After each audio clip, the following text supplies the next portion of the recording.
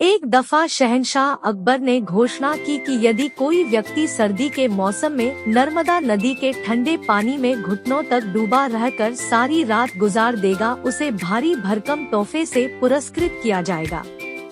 एक गरीब धोबी ने अपनी गरीबी दूर करने की खातिर हिम्मत की और सारी रात नदी में घुटने पानी में ठिठुरते बिताई और जहांपनाह से अपना इनाम लेने पहुंचा। बादशाह अकबर ने उससे पूछा, तुम कैसे सारी रात बिना सोए खड़े खड़े ही नदी में रात बिताए? तुम्हारे पास क्या सबूत है? धोबी ने उत्तर दिया, जहांपनाह, मैं सारी रात नदी छोड़ के महल के कमरे में जल रहे दीपक को देखता रहा और इस तरह जागते हुए सारी रात नदी के शीतल जल में गुजारी। बादशाह ने क्रोधित होकर कहा, तो इसका मतलब यह हुआ कि तुम महल के दिए की गर्मी लेकर सारी रात पानी में खड़े रहे और इनाम चाहते हो। सिपाहियों, इसे जेल में बंद कर दो। बीरबल भी दरबार में था। उसे यह देख बुरा लगा कि बादशाह नाहक ही उस गरीब पर जुल्म कर रहे हैं। बीरबल दूसरे दिन दरबार में हाजिर नहीं हुआ, जबकि उस दिन दरबार की एक आवश्यक बैठक थी।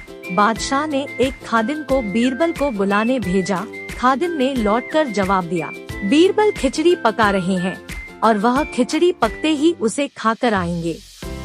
जब बीरबल बहुत देर बाद भी नहीं आए तो बादशाह को बीरबल की चाल में कुछ संदेह नजर आया।